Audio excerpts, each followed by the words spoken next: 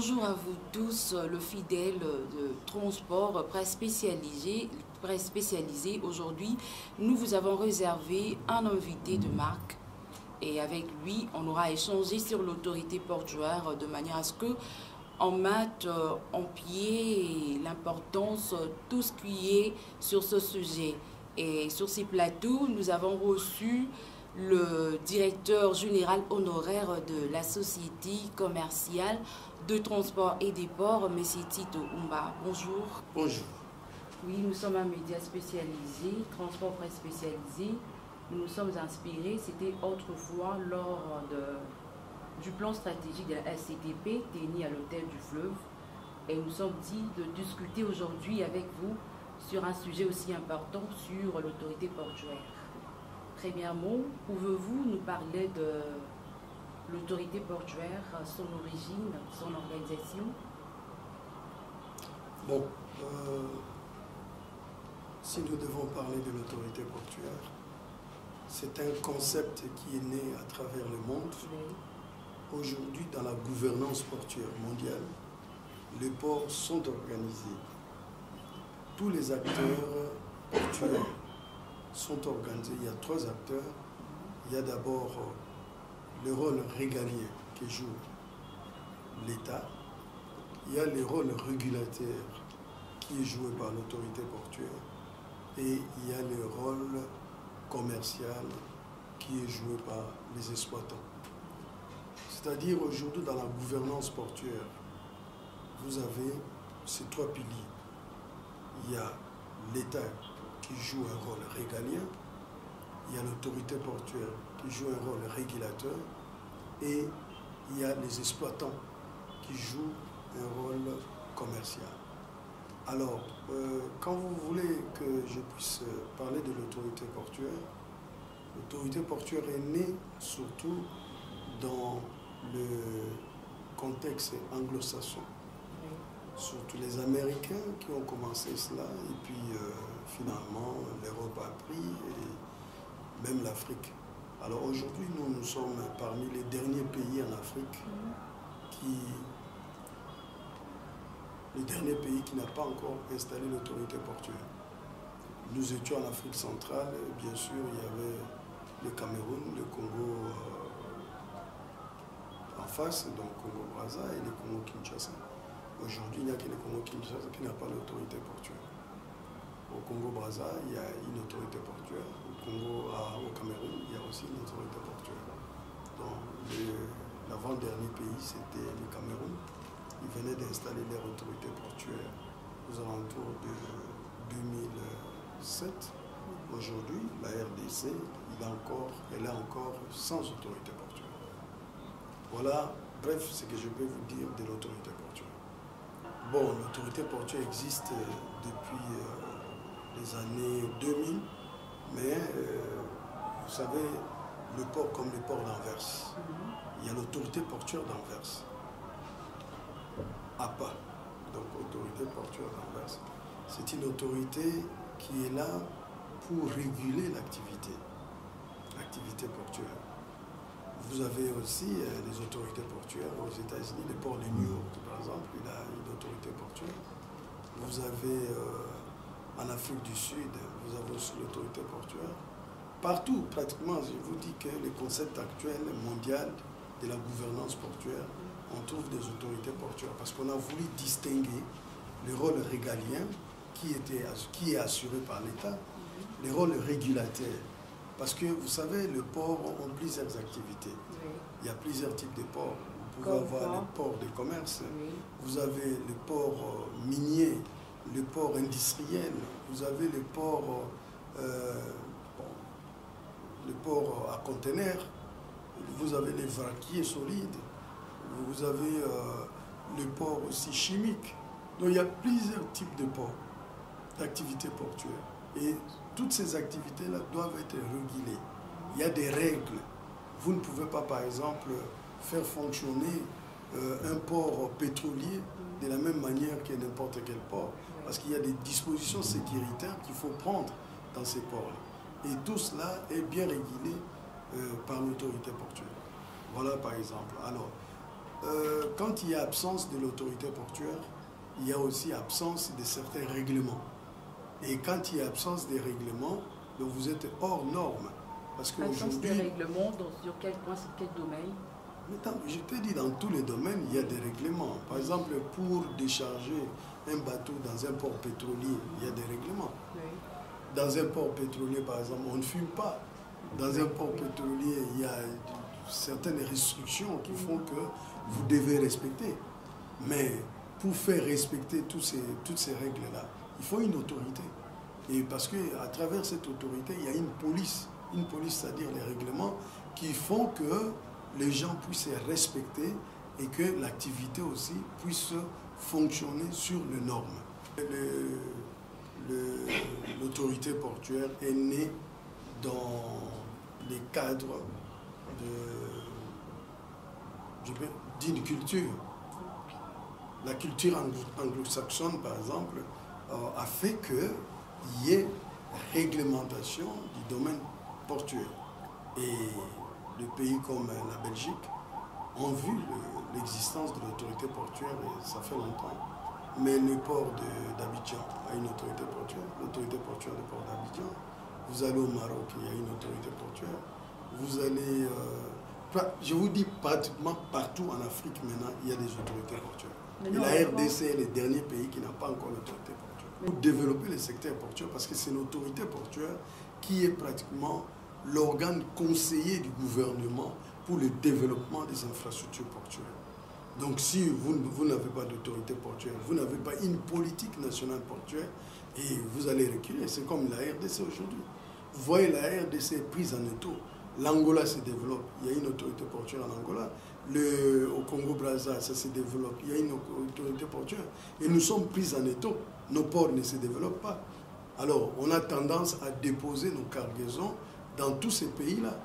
Et nous sommes en train de subir, alors que nous sommes un pays qui, avec l'évolution démographique, c'est nous qui devons consommer le plus. Alors, si nous ne sommes pas organisés, nous ne parvenons pas à organiser les domaines portuaires, mais nous serons tributaires à tous ces ports-là. Vous allez voir que les ports de Pointe-Noire se développent.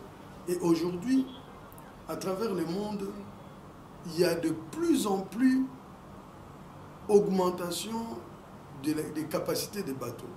Vous avez par exemple des bateaux qui, en principe, s'ils accostent aujourd'hui à Matadi, on ne sait même pas recevoir la cargaison. Parce qu'il y a des bateaux qui peuvent prendre 21 à 25 000 EVP. Alors que le port de Matadi n'a qu'une capacité de 7 000 EVP. Donc 3 à 4 fois plus que le port même. Alors, c'est ça qui fait qu'aujourd'hui, on développe les ports pour recevoir ces bateaux-là. Et au fur et à mesure que le port se développe, et si nos ports ne se développent pas, donc nos ports seront relégués au 3e plan, même 4e plan. C'est-à-dire, les gros bateaux-là ne peuvent pas arriver dans nos ports. Et si ces bateaux-là n'arrivent pas dans nos ports, donc nous, nos ports seront seulement des ports qui vont recevoir des feeders, des petits bateaux. C'est-à-dire, on ne peut pas recevoir ces gros bateaux-là qui accostent, par exemple, dans les hubs. Ces bateaux-là accostent dans les grands ports et maintenant des petits bateaux commencent à nous amener la marchandise. Oui.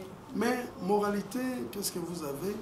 Il y a surcoût des prix parce que quand vous avez un gros bateau qui a des charges et qu'on commence à vous amener la cargaison par des petits bateaux, il y a l'augmentation des prix. Parce que la rupture des charges dans tous les ports, ça a un effet sur le coût de la marchandise. Parce que le coût de ces opérations-là est répercuté sur la marchandise. Mais par contre, quand vous êtes dans un pays où il y a un grand port, tout a été déchargé chez vous. Donc, il n'y a pas de coût supplémentaire. Donc, le fret chez vous, ça va être moins cher et la marchandise va coûter aussi moins cher. D'où la population se retrouve. Mais chez nous, par exemple, notre marchandise, avant que ça vienne au port de Matadi, il faut que ça descende à Pointe-Noire. Le fait de les décharger les recharger encore dans les petits bateaux, le faire venir à Matadi, les décharger dans ces petits bateaux-là pour les mettre soit en magasin ou dans le parc. Mais il y a des coûts supplémentaires. Et ces coûts supplémentaires-là, qui les paye? C'est les derniers consommateurs. OK? Donc, si nous ne développons pas nos ports, qu'est-ce qui va se passer? Nous allons toujours acheter très cher. Oui, mais et tout cela a un impact sur la vie de la population. Si on n'arrive pas à bien comprendre ce qu'on doit faire dans le pays, ça crée aussi un problème. Donc l'autorité portuaire ne peut pas naître comme ça du coup. Une personne dit non, il y a autorité portuaire. Il faut que ça soit une volonté politique de la part du gouvernement.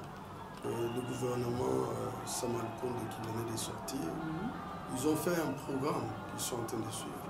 Ils ont repris l'autorité portuaire. Nous avons expliqué déjà ces problèmes d'autorité portuaire au niveau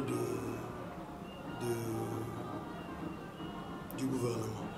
Ils en ont pris conscience et je crois qu'au niveau du gouvernement, on en parle. Et d'ailleurs, il y a aussi même le port d'Anvers qui est venu ici, qui a soulevé cet aspect des choses. Nous avons travaillé ensemble et je crois que le gouvernement est conscientisé pour ça.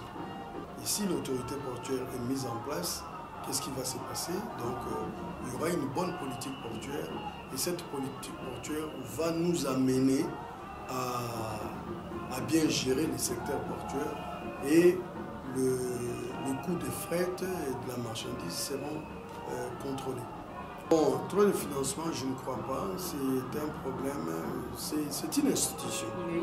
Et la création de toute institution, bien sûr, il y a des dépenses à faire. Mais je ne crois pas que ces dépenses-là, par rapport à ce que nous allons récolter comme bénéfice, vont représenter quelque chose. Non, c'est au bénéfice de la nation. Parce que ça va donner un plus sur la gouvernance portuaire. Et la mise en place de l'autorité portuaire va contribuer à la relance de la SCTP dans le sens que la SCTP aujourd'hui, qui a été transformée en société commerciale, est en train de subir une concurrence déloyale vis-à-vis d'autres ports. Mais la présence d'une autorité de régulation pourra faire à ce que les gens respectent les règles de jeu dans la concurrence et ça, du coup, ça pourra permettre à ce que la SCTP se retrouve dans son activité. Par exemple, il y a des ports, quand on va mettre en place une autorité portuaire, on va déterminer les domaines de chaque port. Par exemple, si tu as été créé comme port de pêche, tu ne peux pas exercer, par exemple, le déchargement de conteneurs. Tu ne peux pas servir le déchargement, par exemple, de la sacherie et autres. Tu es port de pêche, tu restes port de pêche. Alors là, du coup, il y aura répartition maintenant de la cargaison dans chaque port selon ses spécialités. Et ça va aussi protéger les emplois. Donc aujourd'hui, par exemple, vous avez suivi la SCTP ainsi que le gouvernement sont en train de réclamer la fermeture de certains ports. Mais pourquoi on réclame la fermeture de ces ports-là? Pourquoi? Parce qu'il n'y a pas de bonnes règles de jeu dans la concurrence qui est née suite à la transformation de la SCTP en tant que société commerciale. Parce qu'à l'époque, la SCTP avait le monopole. Ces monopoles-là n'existant plus, donc la SCTP s'est vue concurrencée par des ports qui ne respectent pas les règles du jeu. Et puis, l'autorité portuaire n'est pas là seulement pour protéger l'activité, mais aussi pour sécuriser le pays. Vous savez que quand dans un pays, vous avez plusieurs ports, vous ne savez pas qu'est-ce qui peut descendre dans ces ports-là. Mais par contre, l'autorité portuaire assure la sécurité du pays. Parce que quand moi je dis qu'il y a des règles, l'autorité portuaire doit savoir quel genre de matériel ou matière qui descendent dans les différents ports pour la sécurité du pays. Donc l'autorité portuaire a une idée globale sur comment fonctionnent les ports, sur tout ce qui est en train d'être déchargé dans les différents ports. Mais si vous n'avez pas la même mise sur les choses qui se déchargent, mais vous pouvez vous retrouver comme ça, on vous a fait entrer des armes et autres. Et tout cela, vous n'avez pas une maîtrise là-dessus. Bon, moi je ne peux pas dire si la SCTP sera en mesure ou pas d'assurer le déchargement ou le chargement de ces marchandises. Mais ce qui est vrai est que aujourd'hui la SCTP doit être rééquipée. Et or, si on crée une autorité portuaire, si aussi la SCTP n'est pas développée, c'est par manque d'autorité portuaire. Parce que l'autorité portuaire est là aussi, non seulement pour réguler les cargaisons, mais aussi la qualité des services à rendre envers l'autorité portuaire contrôle aussi la qualité des services à rendre aux clients. Certainement. Alors, l'autorité portuaire est là aussi pour conseiller quel type de matériel, quel type d'infrastructure, d'équipement que le port doit avoir. Par exemple, je peux vous dire, la SCTP a fait plusieurs années sans investissement. Mais s'il y avait une autorité portuaire, on n'allait pas accepter ça. L'autorité portuaire allait faire pression, soit au gouvernement, parce que l'entreprise appartient au gouvernement, ou appartient toujours au gouvernement, parce que l'État est actionnaire unique. Donc l'autorité portuaire devrait faire pression au gouvernement pour rééquiper les ports, pour aménager les infrastructures, de façon que le port soit compétitif. Bon, vous voyez, quand il y a toujours un organe qui vous rappelle certaines choses, c'est toujours mieux. Au lieu que l'État fonctionne seul, sans qu'il y ait quelqu'un qui puisse rappeler certains usages ou certaines pratiques qui se passent dans d'autres ports. Parce que quand on fait les benchmarks, donc à travers le monde, nos ports sont moins équipés, nos ports n'ont pas de bonnes infrastructures, nos ports ne peuvent pas donner de bons rendements par rapport à d'autres ports. Mais les autres ports-là, si aujourd'hui peuvent donner ces rendements-là, c'est parce qu'il y a une autorité portuaire qui suit, qui régule, qui donne des exigences aussi dans la façon de fonctionner. C'est ça le rôle de l'autorité portuaire. Donc si nous voulons aujourd'hui que nos ports fonctionnent comme fonctionnent d'autres ports dans d'autres pays, il faut nécessairement qu'on mette en place l'autorité portuaire.